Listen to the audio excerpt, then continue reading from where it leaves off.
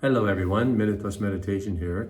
It is Tuesday, January the 13th, the feast of Saint Hilary.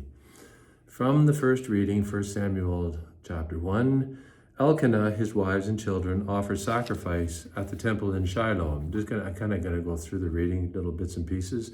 She was deeply distressed, Hannah, and prayed to the Lord and wept bitterly because she couldn't have children, or she hadn't had any child up to that time. And then she makes this promise to God: I will set him before you as a Nazirite until the day of his death if you allow me to get pregnant. He will drink neither wine nor intoxicants, and no razor shall touch his head. Now the priest Eli thought that she was drunk, so he sort of berates her, and then she corrects the situation, and he should have been ashamed of himself for concluding that, rather than going up and asking her what was distressing her. So at the end, she does conceive. Now, this doesn't always happen. God has his purposes for things. And what we find here is a couple who deeply trust God. She pours out her heart to God. She makes a promise to the Lord. Yeah, I suppose it's kind of bargaining, but it doesn't seem like her faith is contingent on this. But she does conceive, and she follows through with her promise.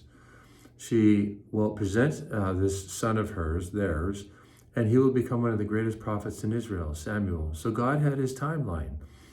And it doesn't look very good on this priest Eli because of his judgmental attitude or character. But anyways, it's so we should be very careful in judging others, by external appearances or what we conclude they are doing because of what we see rather than what they're actually experiencing.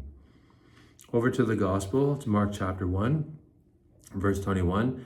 Jesus and his disciples went to Capernaum, and when the Sabbath came, he entered the synagogue and taught.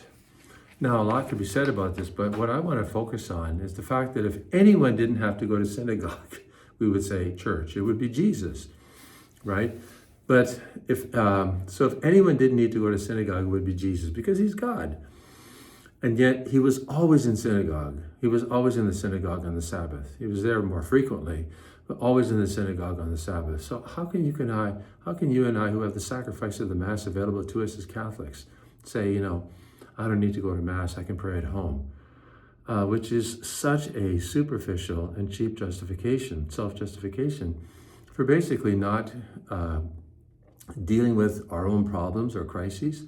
So follow the example of Jesus. Make time, carve time, just make time to go to church on the Sabbath, on the Lord's Day. God bless you.